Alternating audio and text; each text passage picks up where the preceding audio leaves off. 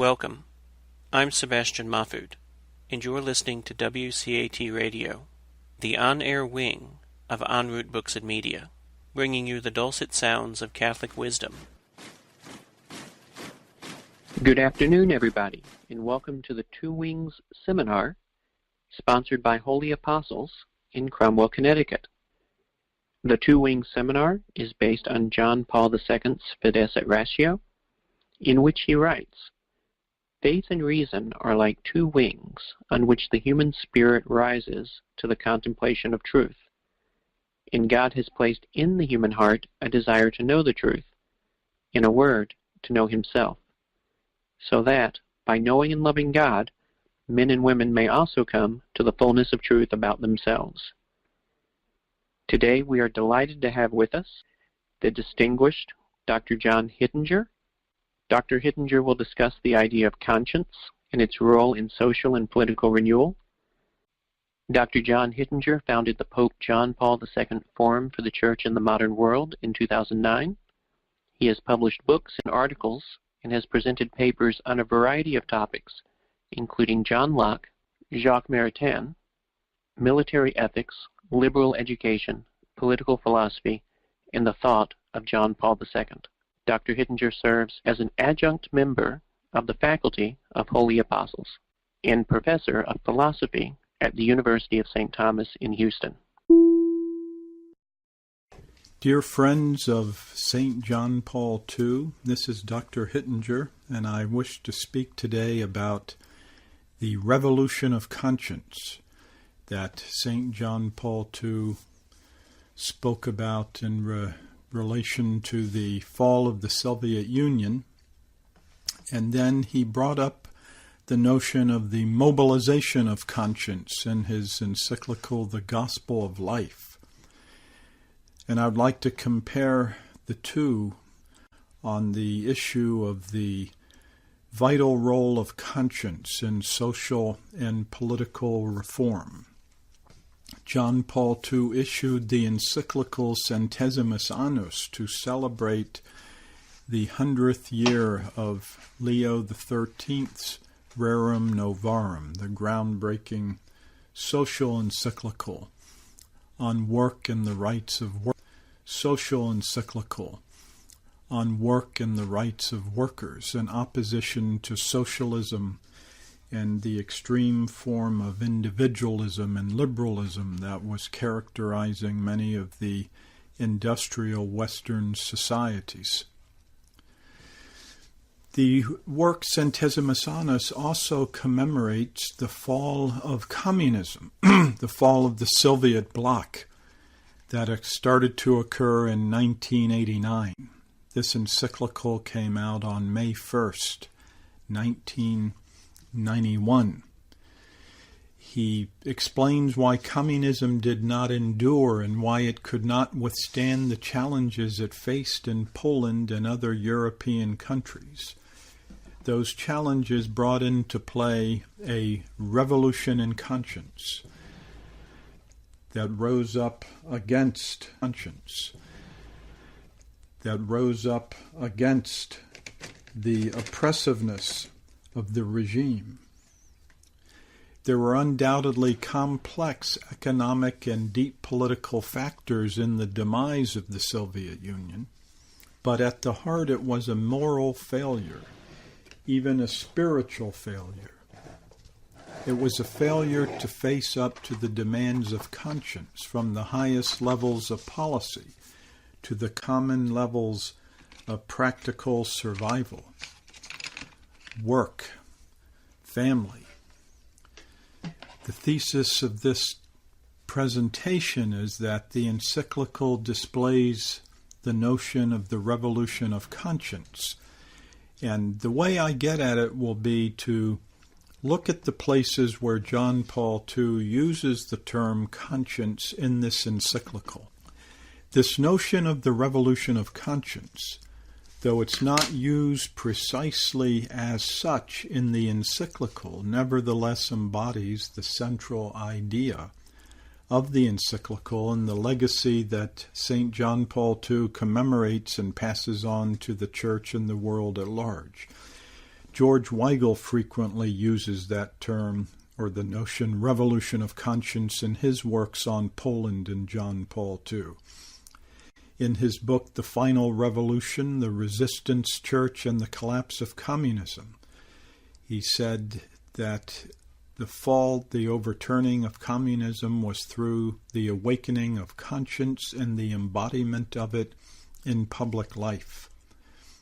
And on the first page of his book, The End in the Beginning, Weigel states outright, 8 months after his election to the papacy,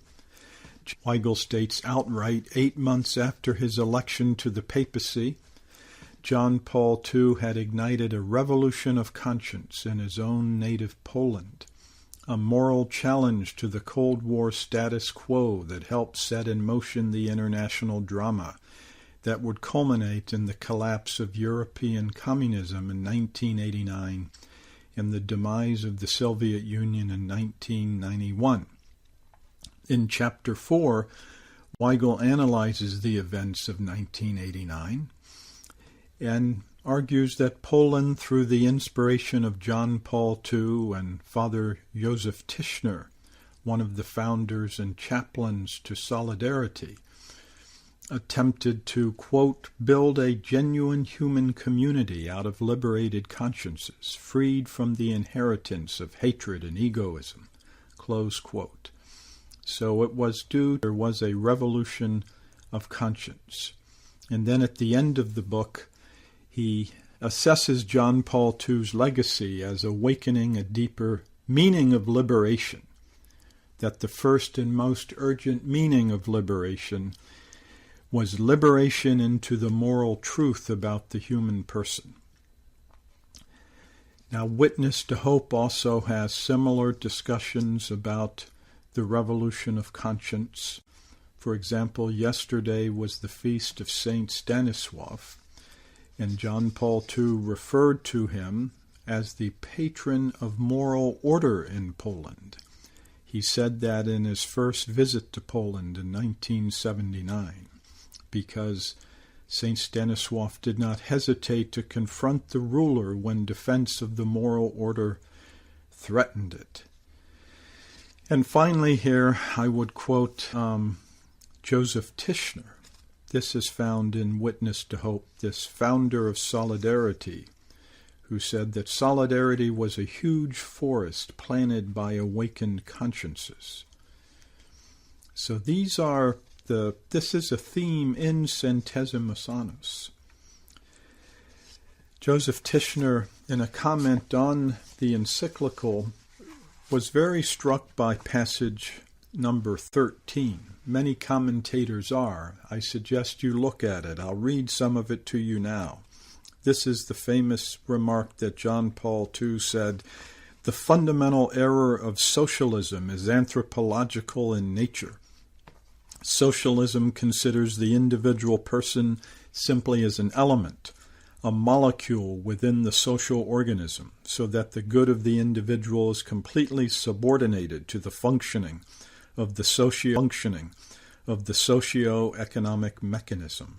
Socialism likewise maintains that the good of the individual can be realized without reference to free choice, to the unique and exclusive responsibility which he exercises in the face of good and evil. Man is thus reduced to a series of social relationships, and the concept of the person as an autonomous subject of moral decision disappears, the very subject whose decisions build the social order."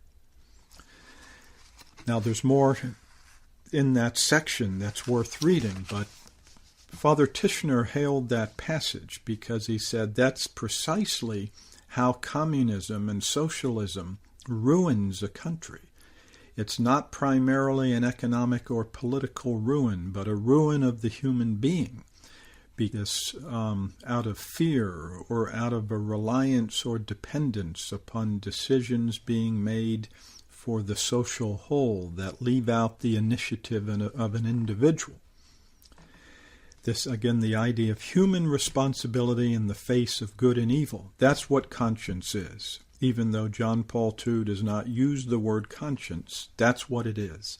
An acting person, we know, as he talks about responsibility, and the act of any person must ultimately come out of a moral truthfulness, this vertical transcendence that is really conscience. So if socialism considers man to be no more than an ant in the anthill or a cog in the machine, you lack personal responsibility and personal initiative. So you lack personal responsibility and personal initiative.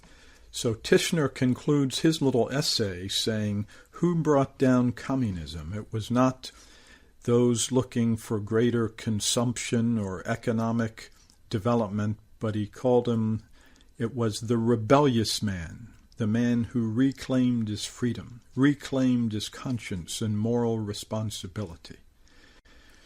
And Tishner warned that the same ruin could be inflicted anywhere where there's this absence of conscience because of the domination of an economic, political, or cultural system which obviates or suppresses conscience.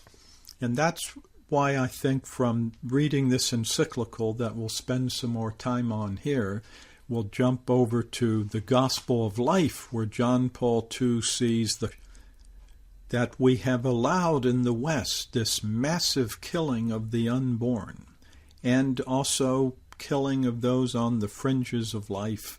It's a deadening of conscience that has to be confronted, and that's why we need, he said, a mobilization of conscience in the West that should primarily come out of the church and, he says, the university as a matter for education. I think this is a place where many Catholic universities are failing. You know, we often look to say, a checklist on the Newman Society, but look, at the heart of it is, are students being formed in their consciences? Do they see Jesus Christ at the center of the universe and history?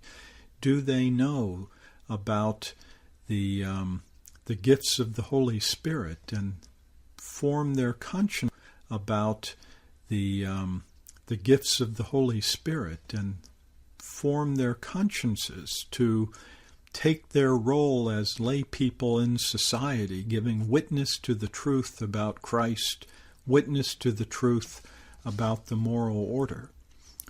But let's get back to the first issue on the revolution of conscience in 1989 to see what some of the patterns are here. Just a few more things here about Father Tishner before moving on to the uses of the term conscience. Father Tishner also said the dignity of man is founded on his conscience. The deepest solidarity is the solidarity of conscience. Without conscience, there is no solidarity. Conscience is what is steady in man and what does not cause disappointment. To what does it call us today? First, it calls us to want to have conscience. That was from one of Father Tishner's homilies to the Solidarity group. So, this mobilization of conscience that came through the Polish working consciousness, or the solidarity, is one that I think will have an analogous meaning throughout the world, and particularly in the United States.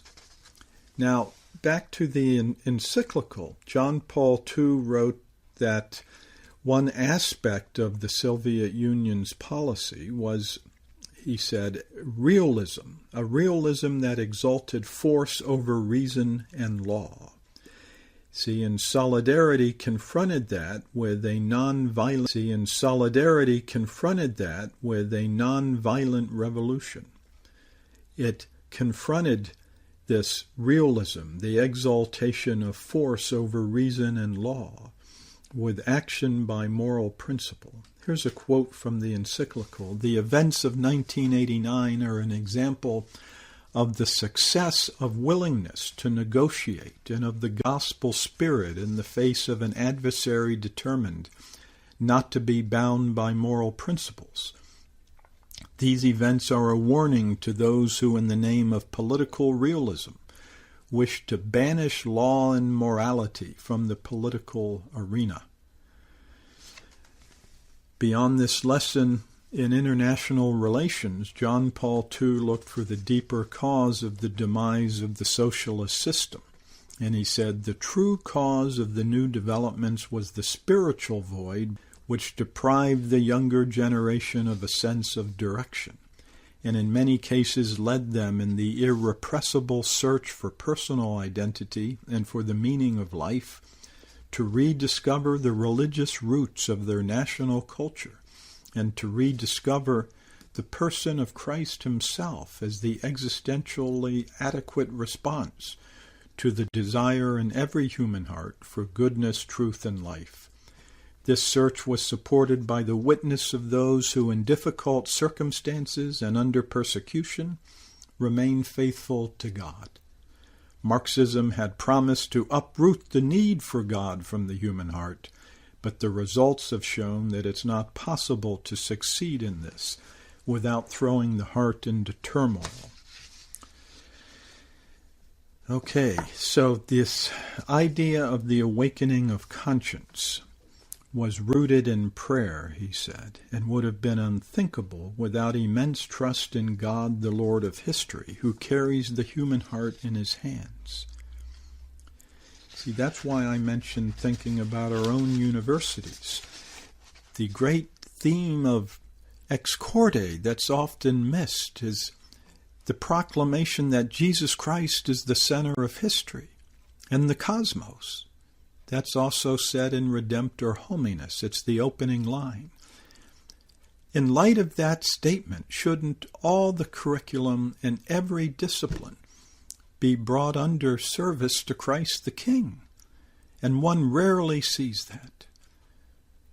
That belief in action, that Jesus Christ is the center of the universe. But that's what John Paul II said is what brought about the revolution of conscience. He said that about the revolution of conscience. He said this, it was by uniting one's own sufferings for the sake of truth and freedom to the sufferings of Christ on the cross that man is able to accomplish the miracle of peace and is in a position to discern the often narrow path between the cowardice which gives in to evil and the violence which under the illusion of fighting evil only makes it worse. So this is really a profound teaching that we have here in Centesimus Annus from John Paul II, who was one of the ones who initiated the movement of solidarity, observed it firsthand, and is now examining it in light of the 100 years of the influence of explaining this central crisis that led to the fall of the Soviet Union, is again a reminder about what conscience is, which in Veritatis Splendor he goes into great detail, but it's the idea that conscience is the voice of God in the human person, that conscience by definition appeals to a transcendent principle of morality. Conscience is what brings up really a new way of looking at social justice, he said, because it is looking at the dignity of the person, but also the full truth about human happiness, the full truth about man as he human happiness, the full truth about man as he would put it. That's what is at stake. There needs to be the moral truthfulness. So let's turn to a couple places where he does talk about the word conscience. There are actually 8 of them in this encyclical. and I've clustered them together some.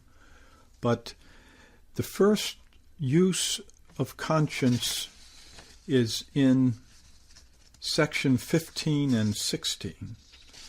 So I would actually like to give you a little bit of the context of what leads up to those first uses of the term conscience. He does talk about rerum novarum, and that the very work of Leo XIII was this awakening of conscience. And so looking back at it, he says, his purpose is to reawaken our responsibility, or reawaken our conscience, to show the way, proclaim the truth, and communicate the life which is Christ. So what were the new things in 1891 that required that encyclical? It was, he said, a new economics and politics that Leo XIII called liberalism. It was a transformation of society that involved the commodification of labor and the neglect of the well-being and safety of the worker. It was in those deep injustices that socialism arose as a proposed remedy, a remedy, of course, worse than the disease.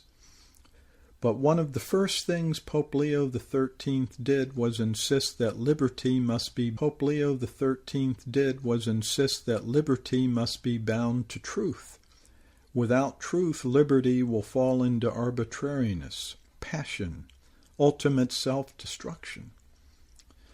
And that's what John Paul II picks out of this legacy of Leo XIII, is that it's the problem of freedom cut off from the truth about man. So that's the theme that he will also bring over to the revolution of 1989. In chapter 2, it's on the new things of today, 1991, and he says, here we are again, back to the problem of work and the oppression of worker, but this time in the name of the Workers' Party and the socialist ideology that claims to advance the working class. Logical error. That's the suppressing man's responsibility and initiative. But again, the deeper level of error has to do with the atheism. See, that failure to see that there's a call of God contained in the being of things, and that's how man becomes aware of his transcendent dignity.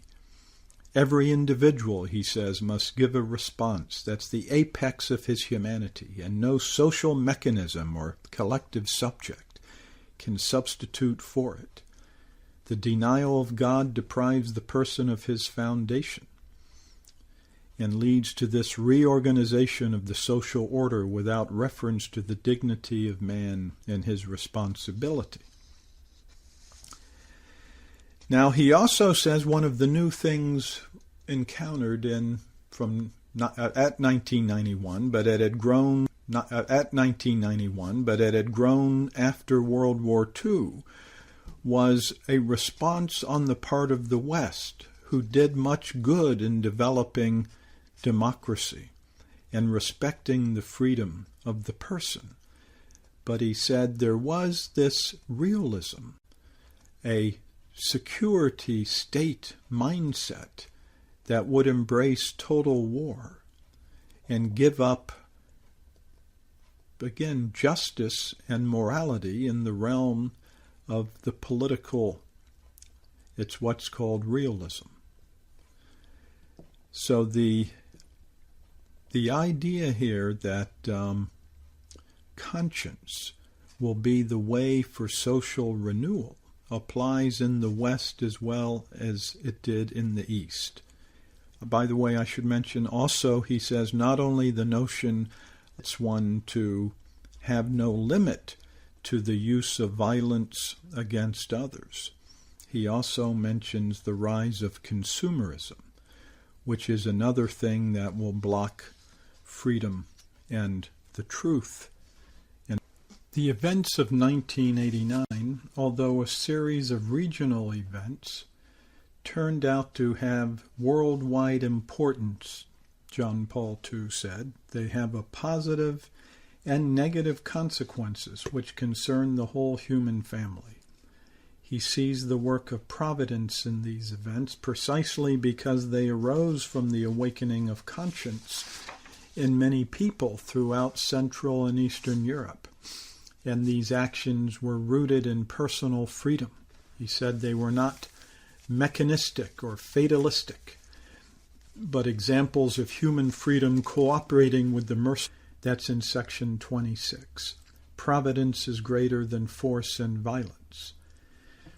The Church, in its encounter with the workers' movement, stirred the consciences of many workers and provide an alternative to the materialistic and reductive theories of the dominant Marxist power. So John Paul II said, it was in response to this crisis of Marxism that, quote, the natural dictates of conscience of workers have re-emerged in a demand for justice and a recognition of the dignity of work, close quote. So again, how appropriate it is that on the anniversary of Rerum Novarum, on the dignity of the worker, that John Paul II can talk about the revolution of conscience in Poland and a new effort to protect the worker. But the precepts of that John Paul II can talk about the revolution of conscience in Poland and a new effort to protect the worker. But the precepts of the natural dictates of conscience extend beyond work to the integral flourishing of the person. It must lead to a comprehensive consideration of and demand for, quote, the liberation of the human person and for the affirmation of human rights. So this revolution of conscience is a comprehensive one, not only in its global repercussions, but also because of the integral humanism that must undergird this account of human rights and human flourishing. John Paul looks to his predecessor, Pope Paul VI, on the development of peoples, in which he says that the apex of development is with that knowledge. In other words, our measure of development should be not only or primarily economic, but must be moral and religious, because this dignity of the human person turns on the capacity for conscience and free and responsible action. That's why John Paul II proclaims here that the oppression of conscience and the principle of state control and coercion of the person's moral freedom must be overturned, and total recognition must be given to the rights of the human conscience, which is bound only to the truth, both natural and revealed. In this section, John Paul II states a fundamental principle of his social and political philosophy, namely the recognition of these rights of human conscience and religion, and human conscience and religion are the primary foundation of every authentically free political order. That's a very strong and important statement.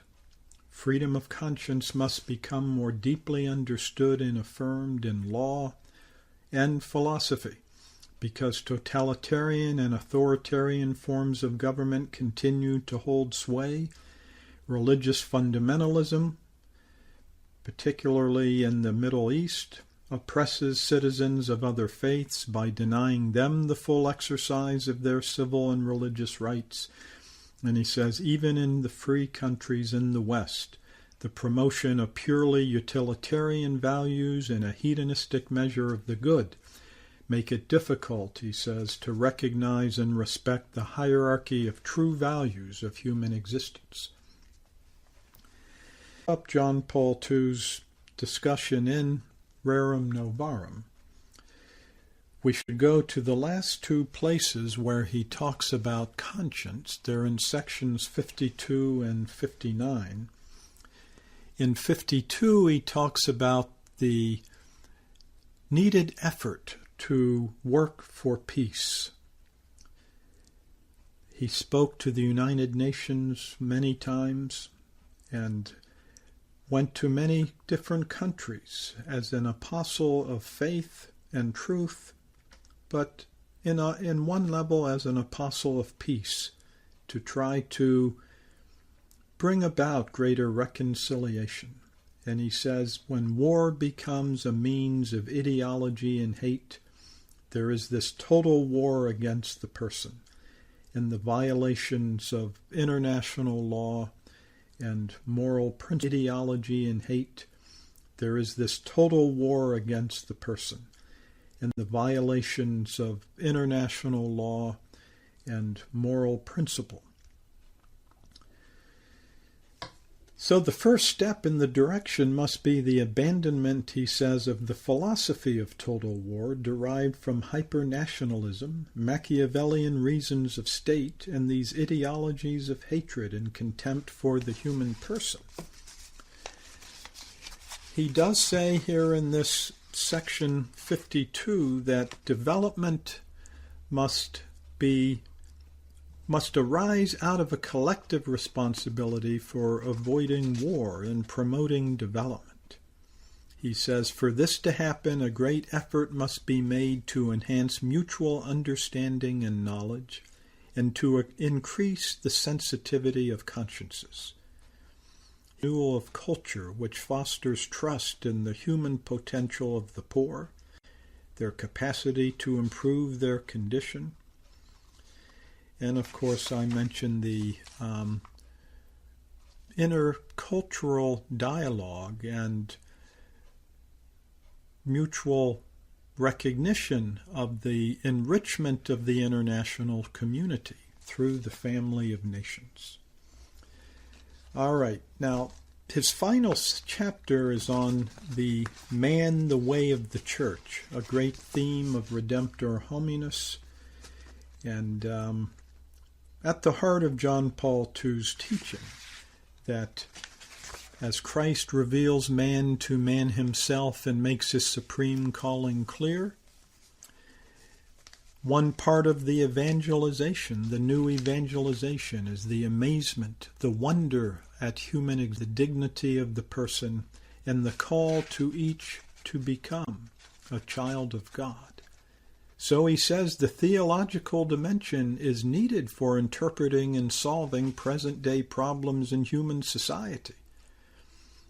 The atheistic solution, which deprives man of one of his basic dimensions, the spiritual one, the permissive and consumerist solutions, which use various pretexts to convince man that he's free of every law of God and God himself, and imprison him within his selfishness and to temporal goods, will not solve the pressing problems of our day, but Christian faith will. And so the church must be a sign and safeguard of the transcendence of the human person. That's from Redemptor Hominis and Gaudium et Spes. And Gaudium et Spes. So he says the church is aware of her message and her witness more than ever. And this is what he's calling Catholics to deepen their own awareness of the church's identity and their identity as Christians, to again mobilize conscience, to cooperate with God, to bring about this revolution of conscience. You know, it's a revolution waiting to happen, really. Stemming back to Vatican II, people wring their hands about interpretations of Vatican II or the slow renewal. Well, it does take time, but it's a revolution waiting to happen that John Paul II has given us the teachings and the witness to implement. Our day is the split between faith and everyday life. The old cartoonist Pogo once said, "We have met the enemy, and he is us. The enemy are the lay faithful, we who do not integrate faith with our life. It's the Catholic politicians who buckle under pressure and refuse to witness to the dignity of life. It's through the medical establishment where there is a continual refusal to witness to the goodness of life, and so on down the line. So the last area, John Paul II says that conscience, as considered by Thomas Aquinas, this is in section 59, has a practical and experiential dimension because it's found at the cross. Conscience, as considered by Thomas Aquinas, this is in section 59, has a practical and experiential dimension because it's found at the crossroads where Christian life and conscience come into contact with the real world. There is a newness of life that comes from following Christ, and that brings to the prudence and the practical initiatives of Christians a hope that they can witness to and live a life consistent with the gospel. So it's not a teaching of an empty wish, a utopianism or dreamy idealism. It's a fruitful teaching that he says is found and verified in efforts of individuals, families, peoples involved in cultural and social life, as well as can give it a concrete form and application in history. And that conscience draws upon both the natural light of reason and supernatural inspiration and infusion of supernatural virtues and gifts. So he wants to conclude with saying, let's not neglect the gift of grace that came through the events of 1989 and in our hopes for the future. Needed most of all for political renewal is the order of grace. Quote, that the demands of justice may be met and attempts to achieve this goal may succeed. What is needed is the gift of grace, a gift which comes from God. Grace in cooperation with human freedom constitutes the mysterious presence of God in history, which is providence. End quote. So the challenge of renewal of social and political life falls upon authority being responsible for temporal affairs. The Church is the mother of this revolution of conscience through sacraments and catechetical formation.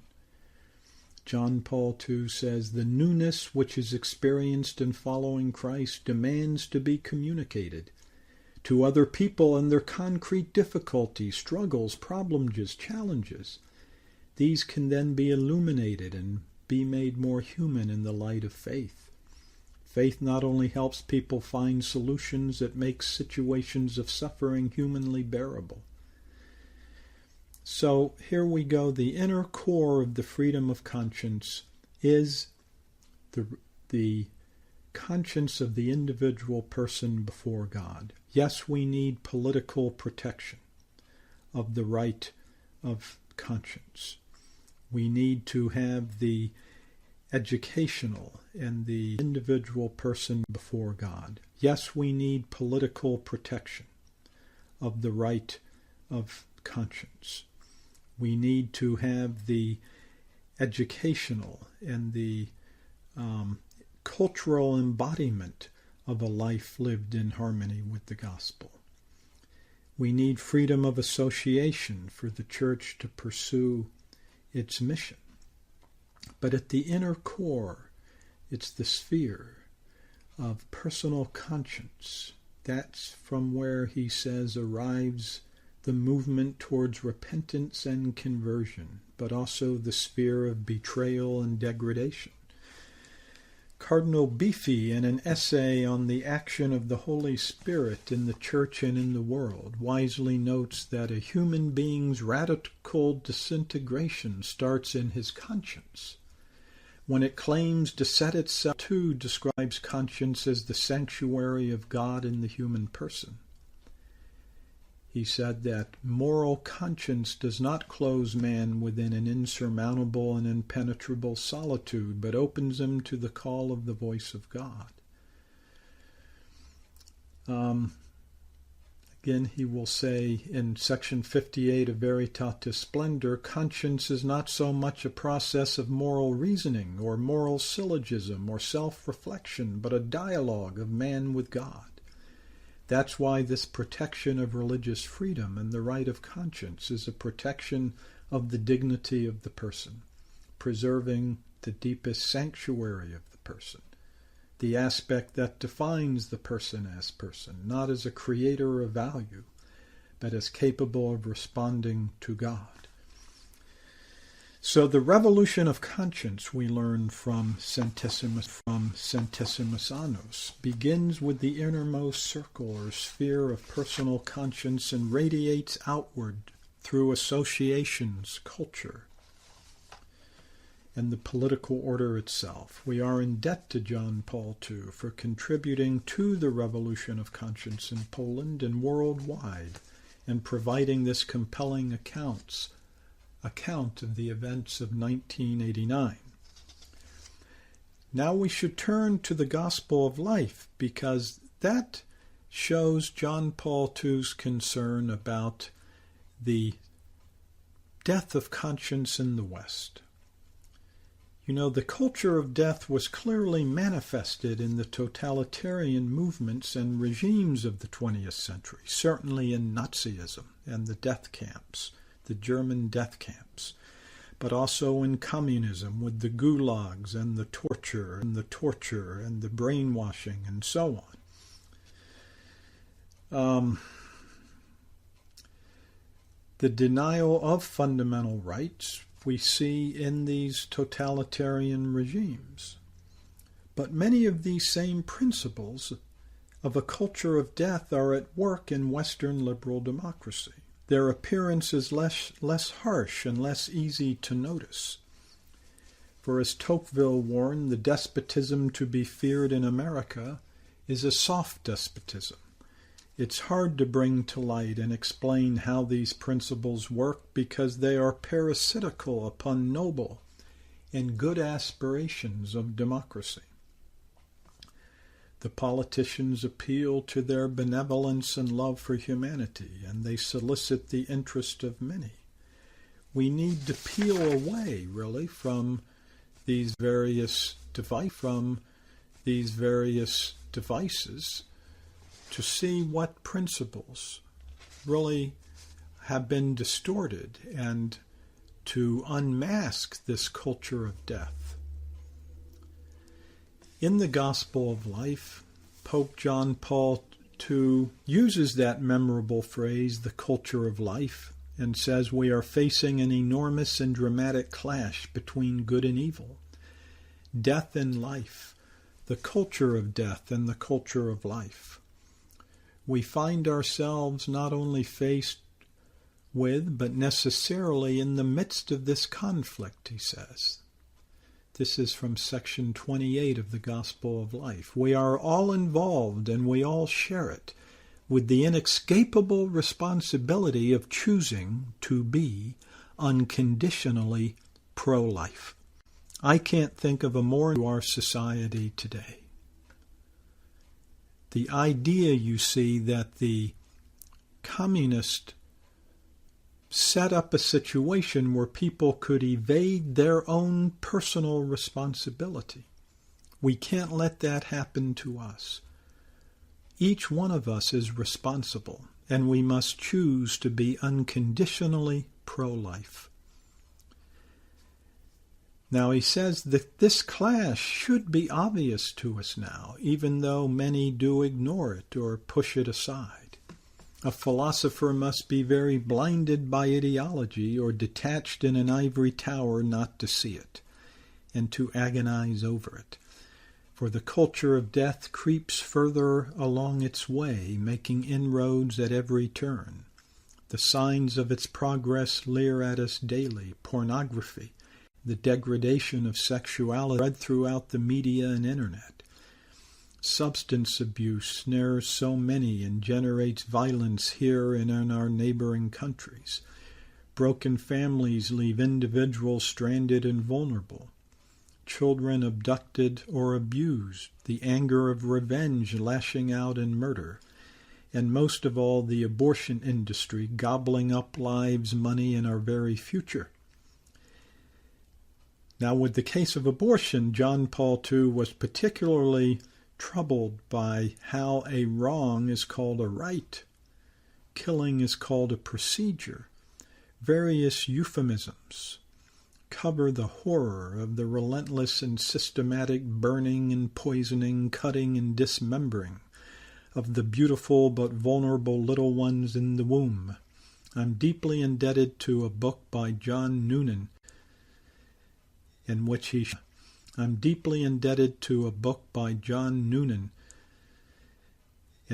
shows that as soon as 5 years after Roe versus Wade, the so-called private right turned out to be the most expansive right ever claimed before the courts.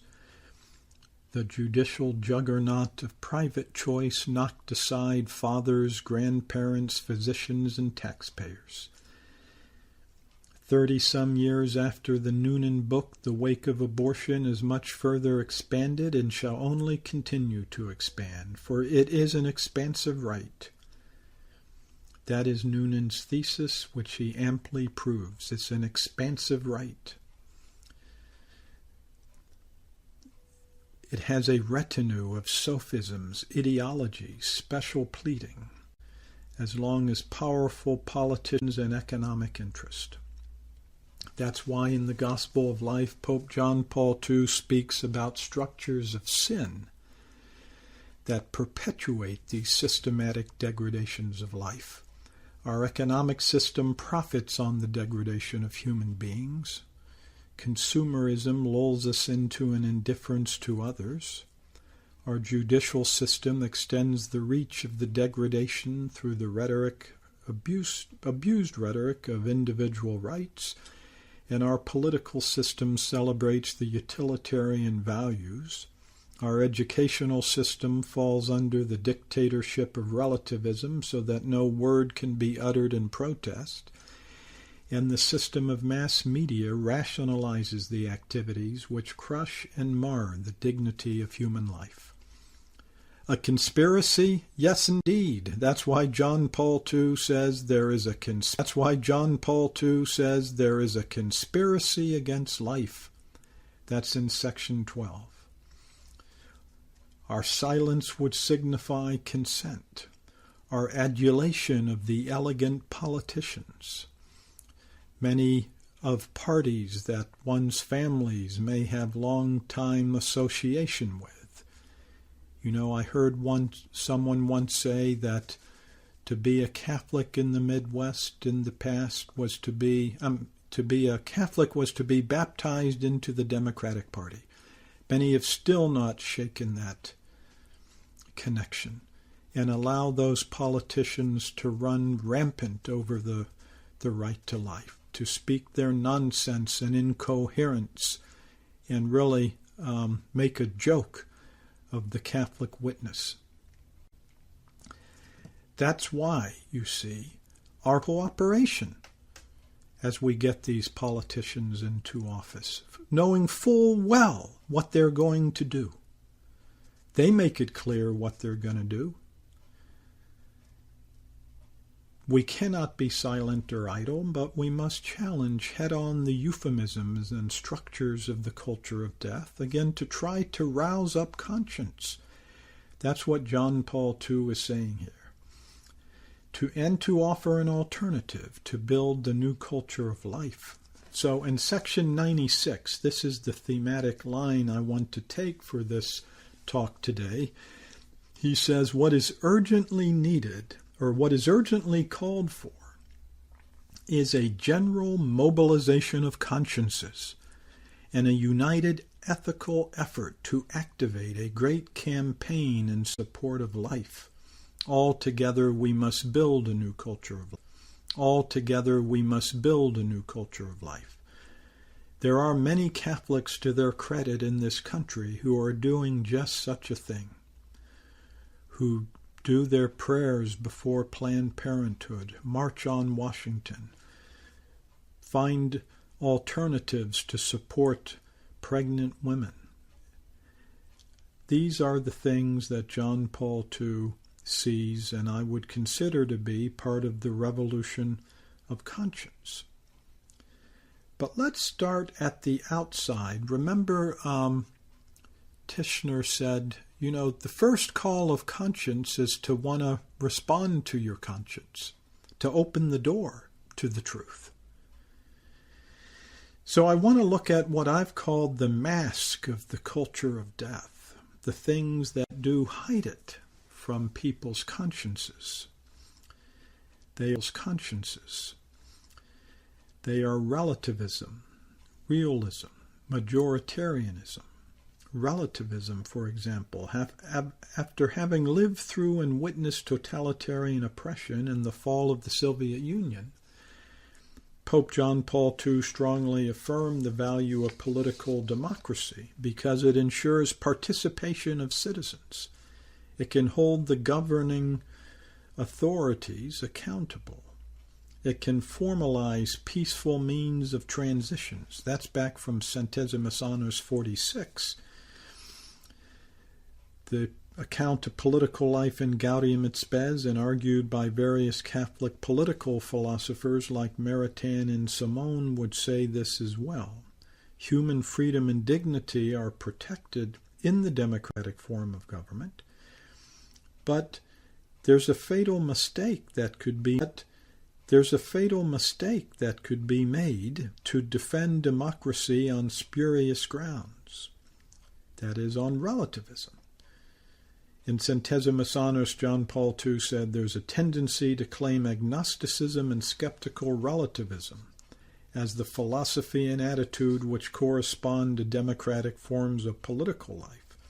People think truth is unreliable, or people convinced of the truth are deemed unreliable or at worst fanatical. But John Paul II cautions without a true standard, ideas become easily manipulated and will yield to totalitarian rule. In the Gospel of Life, he says this use of relativism to justify democracy and thereby justify abortion is a sinister approach behind the attacks of life, and that is the cultural crisis we find because it generates a skepticism in relation to the very foundation of knowledge and ethics and makes it increasingly difficult to grasp clearly the meaning of what man is and the meaning of his rights and duties. That's Gospel of Life number 11.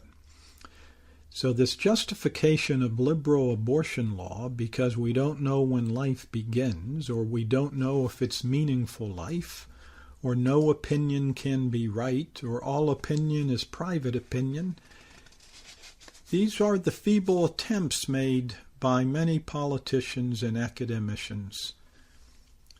But relativism and skepticism lead to a meaningless of life, and it doesn't bolster tolerance, peace, and civility. So that's why John Paul II says, yes, crimes in the name of truth, but equally grave crimes and radical denials of freedom are committed in the name of ethical relativism. Relativism is no guarantee of tolerance. Tolerance is based on the dignity of the person. And that, again, takes us back to conscience. John Paul II also astutely notes that relativism often derives from a prior choice for self against others. The agent will shut out the most obvious evidence for objective and universal truth, so that subjective and changeable opinion or selfish interest and whim become the only point of reference for the concrete decision. So this is a calling out of relativism and one of the masks of the culture of death. Now, realism, we've already seen that in his discussion of the fall of the Soviet Union. You know, Maritain talks about the Machiavellian lie that only the doing of evil will get us the utilitarian good that we need to accomplish, or a just man will be weak and is unable to sustain life without these things. Well, this is really what's going on also in the abortion debate, that the appeal to political realism emerges whenever there's a sense of emergency or necessity. We encounter it in times of war or peril, but also, I think, for abortion. If social benefit or utility require the violation of a moral norm, problems of teen pregnancy or other questions of birth control lead to this ready acceptance of teen pregnancy or other questions of birth control lead to this ready acceptance of a technological solution without any regard for moral principle. John Paul II in the Gospel of Life 13 says abortion and contraception come from the same root. We are threatened, he said, by an eclipse of conscience, a deformation of conscience, a numbing or deadening of conscience, and political realism contributes to this. Finally, majoritarianism. In Gospel of Life 20, he says, right ceases to be such when it's not founded in the dignity of the person, but is simply the will of the stronger part. Democracy moves towards totalitarianism and contradicts its own principles when it allows this majoritarianism, to claim a right in the name of power, or the sacredness of the numbers, or the law that's been passed. He said it would become a tyrant state if it arrogates to itself the right to dispose of the life of the weakest and most defenseless members. So he says this is a caricature of legality, and the democratic ideal is betrayed at its very foundations. And behind this appeal to Roe versus Wade as the law of the land and a majority who may favor it, there's also, of course, the great pressure of public opinion, which shouts down and tries to shame anyone who stands up for life. Tocqueville noticed this great power of says that upon the recognition of the right, of the sacred value of human life, that its right to exist from its beginning until its end. That's the basis of a human community. So in Centesimus Annus, he says it's religious freedom or right of conscience. Here he also says we have to see a primordial principle in the respect for life. And that's where conscience, again, must be mobilized. And to see that there's something wrong. There are these tendencies in democracy that on the one hand respect the moral sphere and right of conscience, but then also people claiming a complete freedom of choice that wants the state to allow them to do whatever they want. So that's the problem they want. So that's the problem, is we have to understand that freedom of conscience must be formed by truth. It must know the truth about man. This in turn requires a question about man's relation to God. That's in Gospel of Life 24. And so the mobilization of conscience has to do with the human person as a being who seeks for truth and who must live in that truth. Again, that's section 50 of the Gospel of Life. The open search for truth is precisely what defines a culture. One must seek truth and live according to the truth. The right to live in the truth of one's faith and in conformity with the transcendent dignity of the person. The transcendent dignity of the person will be the source for this revolution of conscience to overturn the culture of death. That in turn requires a sound education, and why Holy Apostles College and Seminary is such an important effort that we have. We need well-formed Christian consciences so that the divine law may be inscribed in the life of the earthly city. We need the university, as John Paul II said, to have the courage to speak uncomfortable truths which do not please public opinion, but safeguard the authentic good. I would say a Catholic university has a special need, then, to do this mobilization of conscience and to instill a greater respect for life. That's what John Paul II says in section 97. The university must instill a growing respect for life so that students can learn from both faith and reason the value of life from its very origins, respect for human fertility, a wise consideration of suffering and death. That's what will characterize the true Catholic university of the day. But unfortunately, too many universities are caught up in the contraceptive mentality, utilitarian values, and not committed to the truth. We hope you enjoyed the program and will join us back for another show on WCAT Radio. This is Sebastian Mahfood. Good day.